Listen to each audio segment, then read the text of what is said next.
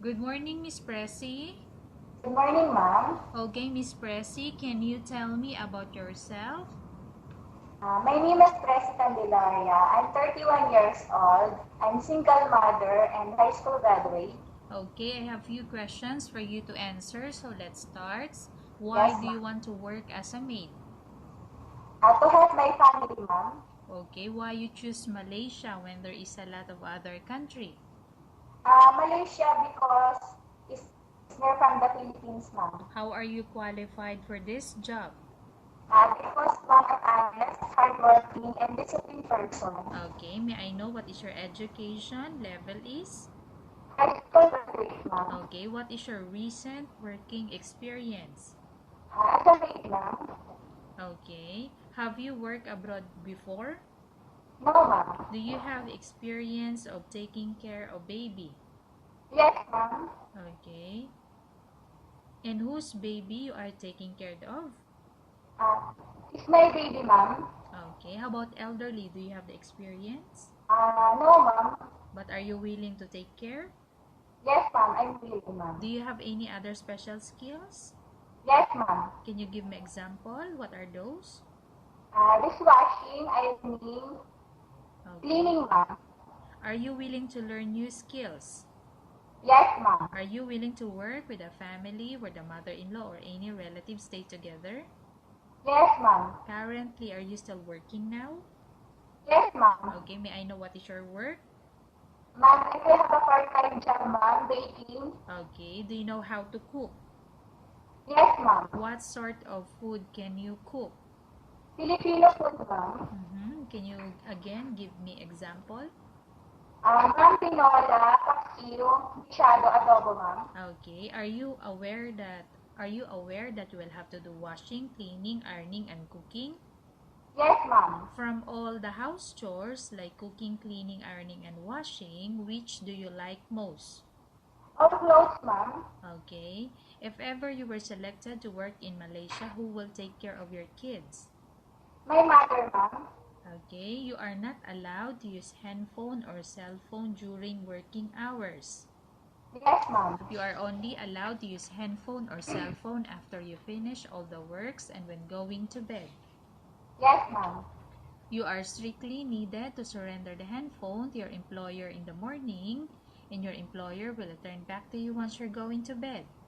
Yes, ma'am. If ever your employer finds out that you're abusing your handphone and it's affected your work performance, your employer will confiscate your handphone and you're not allowed to hold it anymore. Instead, your Yes. employer will allow you to call to your family 3 times in a month.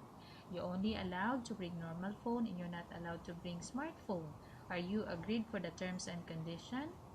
Yes, ma'am. Are you agree to the rules and regulation of the handphone? Yes, ma'am. How many years is the contract as you agreed and understand? 2 years, ma'am. Can you describe for me your ethics or your attitude? Yes, ma'am, my attitude is hardworking, disciplined, honest, kind, polite, and respectful, ma'am. Okay. How can you assure to us that you will work hard in Malaysia? Uh, Ma'am, I will do my job. I will do my job well and I will follow rules and regulation. Okay. Can you promise not to use the telephone without the permission of your employer? Yes, ma'am. Okay. Can you promise not to put on makeup but to dress properly while work? Yes, ma'am. Can you promise not to invite friends and relatives without the consent of your employer? Yes, ma'am. Can you promise not to ask for advance salary from your employer under any circumstances? Yes, ma'am. Do you really understand of the rules and regulation of the agency? Yes, ma'am. Do you pay any placement fee for you to come to Malaysia to work as a maid? No, ma'am. Do you have any history of sickness, example breast cancer or any other illness? No, ma'am. Do you suffer from any skin diseases, allergy or physical defect? No, ma'am. Have you suffered from any serious illness? No, ma'am. Do you smoke? No, ma'am. Do you have any tattoo in the body? No, ma'am. Do you take any prohibited drugs before? No, ma'am. Have you undergone any operation or surgery? No, ma'am. Are you medically fit? Are you fit to work? Yes, ma'am. Are you in any medication? No, ma'am. Are you allergic with any food? No, ma'am. Are you prepared to work for the employer of any race? Yes, ma'am. Are you prepared to eat the type of food taken or given by your employer? Yes, ma'am. Are you afraid of being left alone in the house? No, ma'am. Okay. Are you afraid of dogs or other pets? No, ma'am. Can you promise to work according to instruction from your employer? Yes, ma'am. Okay. Do you have any immediate family working in Malaysia? No, ma'am.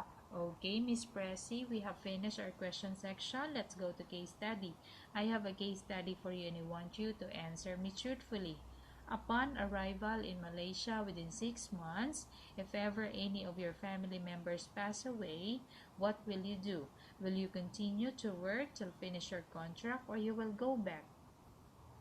I will continue to 2 years, ma'am. Okay. Tell us about yourself and why do you want to work in Malaysia as domestic helper?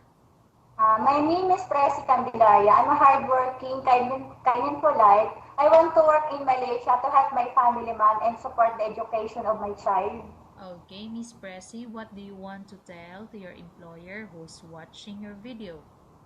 Ma'am, please choose me because I'm hardworking, kind and polite, respectful, honest, and disciplined person, ma'am. Okay, thank you very much, Miss Precy. We will update your agency if there's any selection made by the employer. Okay, ma'am.